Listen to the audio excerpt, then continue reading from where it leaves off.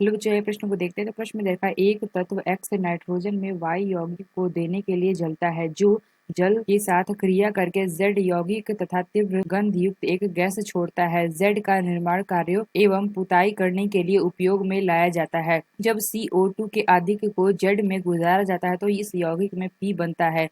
तो गर्म किए गए जाने पर एक रंगीन गंधहीन गैस देता है। तो एक्स वाई जेड व पी को पहचानिए। यहाँ पे चार विकल्प दे रखा है, ए बी सी तथा डी। आइए मुख्य अवधारणा की चर्चा करते हैं। मुख्य अवधारणा, तो प्रश्न में क्या ज्ञात करना है कि एक्स वाई जेड और पी हमारा क्या होगा, ये हमें बताना है। तो यहाँ से अगर हम देखें तो यहाँ पे दे रखा है एक तत्व एक्स है जो नाइट्रोजन में वाई यौगिक को देने के लिए जलता है जो जल के साथ क्रिया करके जेड यौगिक एवं तीव्र गंध युक्त एक गैस छोड़ता है। तो यानी अगर हम देखें तो एक्स की जगह पे अगर हम एक्स की जगह ले लेते हैं सी ए और इसकी अगर हम नाइट्रोजन के साथ अभिक्रिया करा देते हैं यानी कि N2, ये हमें क्या देता है, CA3N2 देता है, जो कि हमारा क्या होता है, जल के साथ क्रिया करके इसको अगर हम जल के साथ क्रिया करा देंगे यानी कि जो हमें प्राप्त हुआ है CA3N2, इसको अगर हम जल के साथ अभिक्रिया करा दें यानी कि H2O, तो ये हमें क्या देगा, ये हमें देगा 3CaOH का 2 और प्लस अगर हम देखें तो ये हमें क्या दे देगा, NH3, जो कि हमारा क्या होता है, यहाँ से हमें क्या प्राप्त हो गया, Z प्राप्त हो गया और यहाँ पे हमें प्राप्त हुआ तीव्र गंध युक्त एक गैस छोटी है जो हमें दे रखा है, ये हमारा क्या होता है,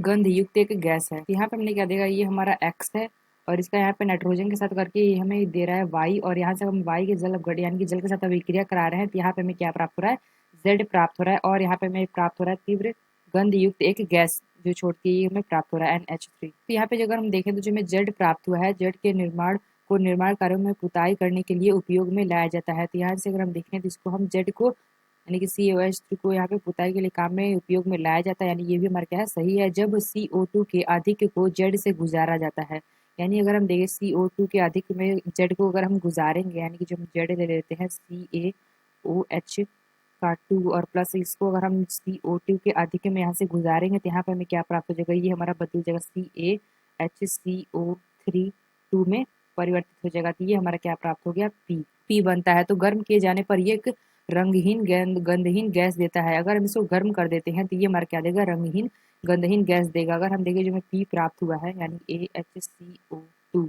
इसको अगर हम यहाँ पे गर्म कर देते हैं यानी कि गर्म करेंगे तो यहाँ पे हमें क्या प्राप्त हो जाता है, CaCO3 प्लस यहाँ पे हमें प्राप्त हो जाता है H2O और प्लस अगर हम देखें तो CO2 गैस प्राप्त होती है। तो जो हमारी CO2 है ये हमारी क्या है, रंगहीन और गंधहीन। तो यहाँ से अगर हम देखें तो इसको अगर हम गर्म करते हैं यानी हम पी को गर्म करेंगे तो यहाँ से हमें क्या प्राप्त होगा, जल, और यहाँ से अगर हम देखें तो रंगहीन गंधहीन गैस प्राप्त होती है। तो आइए अपना विकल्प देखते हैं कौन सा विकल्प सही होगा। तो हमें पूछा गया कि एक्स वाई जेड और पी हमारा क्या होगा, तो यानी हमने क्या देखा, एक्स हमें प्राप्त हुआ है CA और यहाँ से अगर हम देखें तो वाई प्राप्त हुआ है CA3N2 और यहाँ से अगर हम देखें तो ये हमारा Z प्राप्त हुआ है और ये हमें प्राप्त हुआ है। तो यहाँ से अगर हम देखें तो जो हमें पहला विकल्प दे रखा है x बराबर CA, y बराबर दे रखा है CA3N2 और यहाँ से अगर हम देखें Z बराबर प्राप्त हुआ है CaOH का 2 और यहाँ पे P बराबर प्राप्त हुआ है क्या, CaHCO3 का 2, यानी इनका सबसे पहला विकल्प हमारा सही होगा।